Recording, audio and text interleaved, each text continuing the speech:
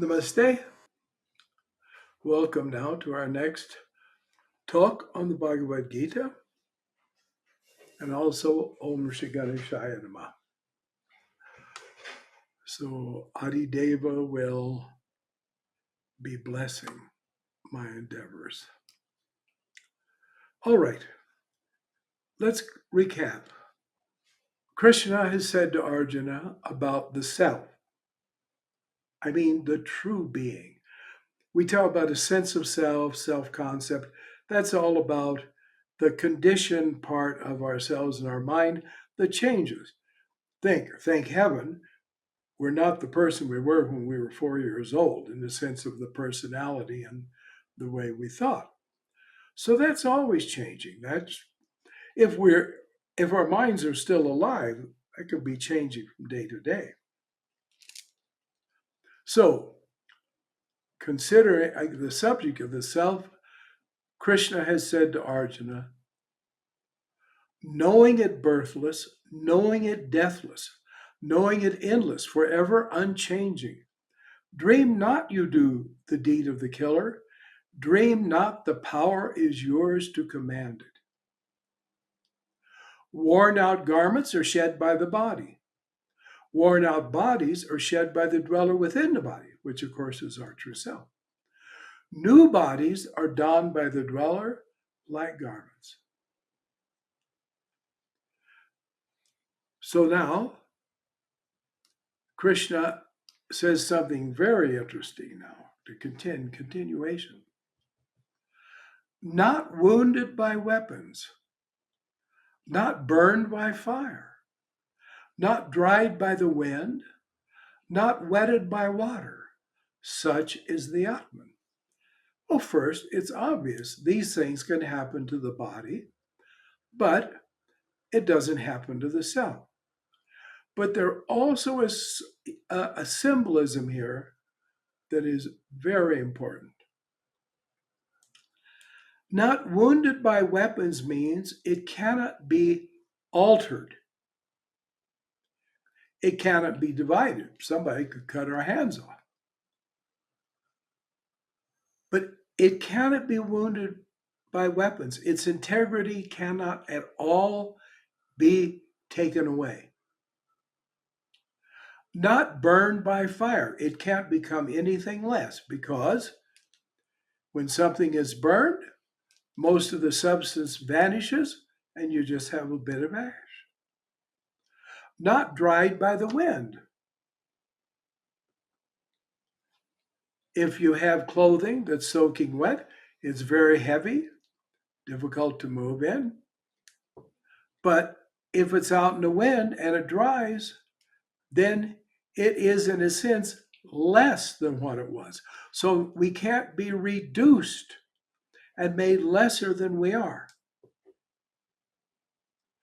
Yet not wetted by water and not increased either. Such is the Atman. Not dried, not wetted, not burned, not wounded. In other words, not lessened, not increased, not changed in any way, say from a branch of a tree to just ash, not wounded. Now he'll give some more words about this. Innermost element. In other words, you go as far in as you can go, and that's it.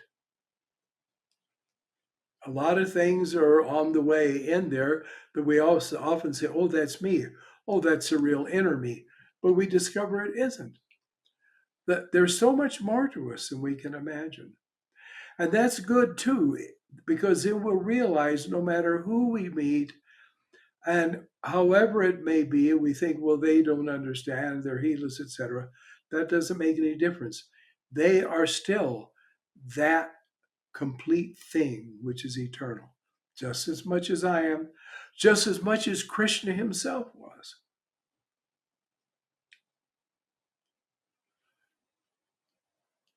Everywhere, always, That everywhere is interesting. You can find that your mind can go anywhere. You can find that being in the field of life, you have a kind of, but I'm only saying a kind of, omnipresence, all pervading character, but it's yours. The yogi does experience it. Always, in other words, it's all the time, being of beings, the very essence of essences, the back of the back, or the front of the front, that which is the foundation for every kind of state of being and being itself, changeless, eternal, forever and ever. The only way to know this is to become a yogi and be a yogi siddha. Siddha means absolutely perfect in the sense of complete. In other words, you've expanded your consciousness to the farthest reaches, and you consciously contain the totality of your being. This Atman cannot be manifested to the senses. In other words, you can't really see it or thought about by the mind. So you really can't have a concept of it. But you still have to say, yes, but it is there. It is not subject to modification. Since you know this, you should not grieve.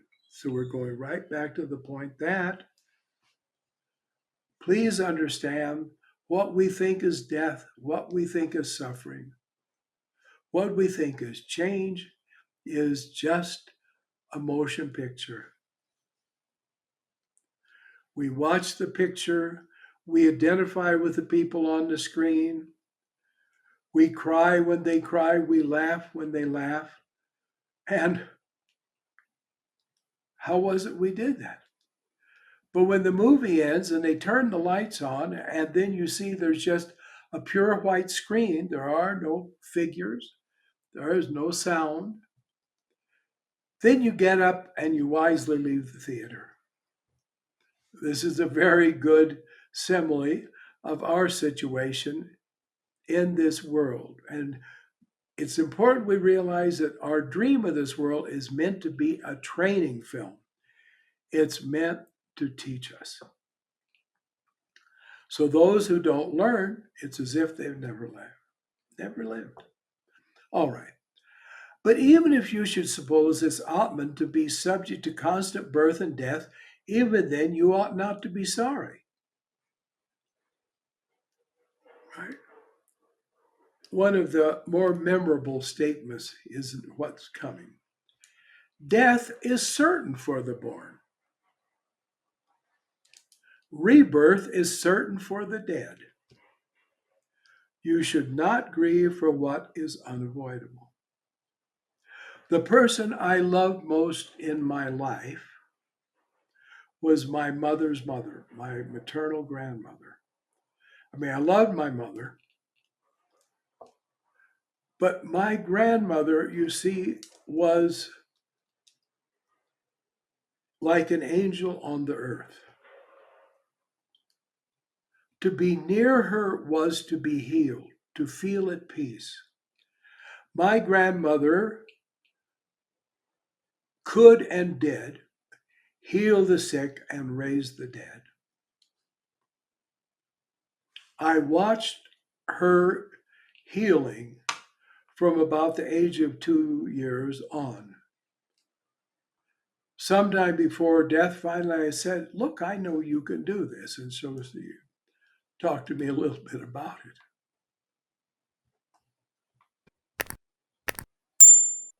But she was this incredible being. When you walked in the house where she lived, you went to another dimension. I'm not exaggerating. And I had a great dilemma as a child because I felt I loved my grandmother more than I loved God. And that's not a good idea. It's not really the right perspective. And I used to worry about it. And I'll never forget the relief when I finally figured out no, God did have a bit of an edge on my grandmother in my feelings. Therefore, okay, I didn't love her more than God. But God only was up just a little bit away, I must say, and she was so worthy of it. When she died, it was more than I could imagine.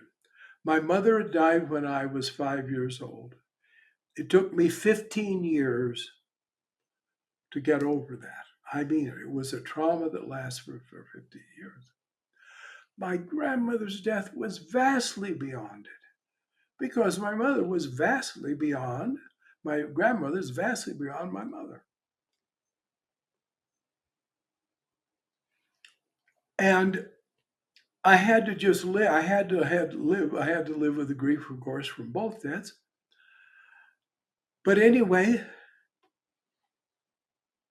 I woke up. That's a whole other story. And I became a yogi. And I had enough sense to realize I've got to get out of town. You do. You have to get out of Dodge if you don't want to get shot. So I went to California where I could be with other yogis. And I had an apartment there and I had a meditation room there. And I was in it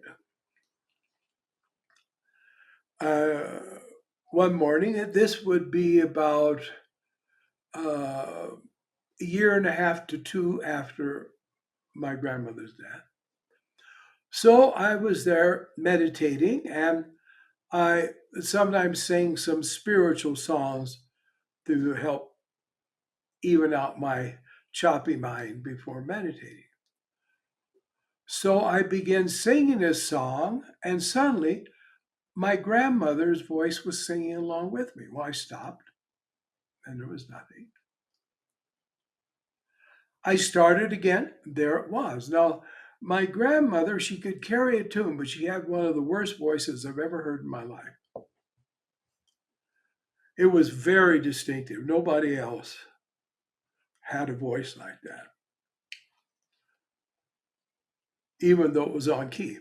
So I just stopped and I thought, and I realized she's here. And without words, she communicated to me that she was going to be reborn. And she told me who her parents would be. And then she was gone.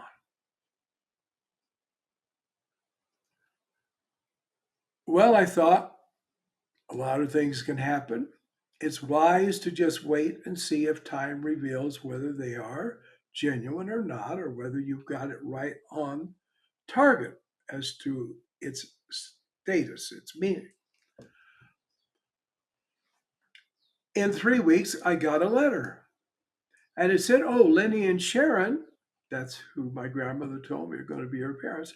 Lenny and Sharon are expecting a baby. So I went back home for a visit, and we had a family get together. And when I came near Sharon, who was very obviously pregnant, I felt my grandmother's presence, which, believe me, was very unique, and you could not mistake it. So I realized, well, this is true. So my grandmother was born, and I met her. I met her as a child. In fact, at one time looked after her and her little brother, who was my grandfather reborn. He was really a pill. Uh, see, we got to be careful who's both friend or enemies because you can't get away from either of them. So anyway, and I watched her grow up. I never revealed anything to her about it, and she became, an adult, and she became a professional. So much so that people in the she lived downstate Illinois in Chicago. They learned about her and her abilities, and she was contacted by a major company and said, "We want you to work for us," and so on. And she was very successful, et cetera, et cetera.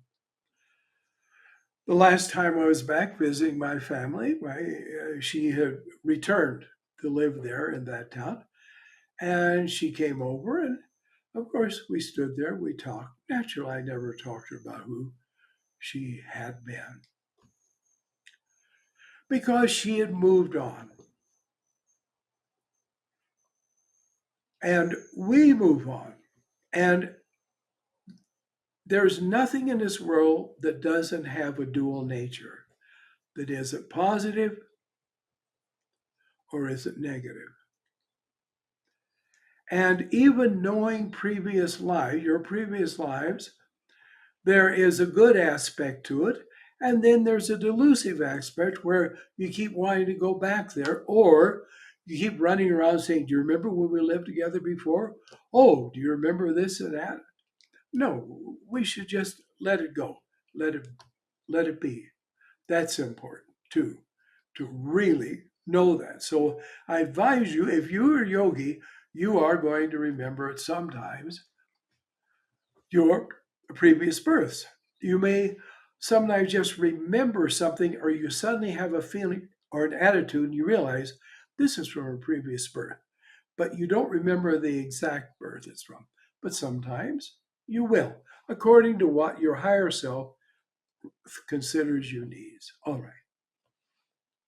So, what is there in all this to grieve over? You aren't going to lose anything. At the same time, thank heaven, you don't have to be trapped by anything and held by it. So, Krishna continues, there are some who have actually looked upon the Atman. Now, when he says looked, didn't mean he saw with these eyes. He saw with the eye of consciousness, prajna, insight, if you want to say. But it's not a mere intuition. It's a real darshan, a real seeing. There are some who have actually looked upon the Atman and understood it in all its wonder. That isn't extremely common. So Krishna continues, others can only speak of it as wonderful beyond their understanding, but they intuit it. And that too is will lead up into, in a sense, the vision of it. Others know of its wonder by hearsay, but they're wise if they can accept it. Because again, their deep intuition says, that's the truth. There is more to me than me knows. And there are others who are told about it and do not understand a word. And that's the way it is too. Therefore, friends, be careful before you tell others about the wisdom that you have gained, both by your own spiritual study, for I hope you will be even daily readers of the Gita, or what you've learned by your inner intuition and meditation, because it's good for people sometimes to just keep sleeping for a while. All right. We're going to come right back again because we have to learn the same lesson over a lot to finally get it through.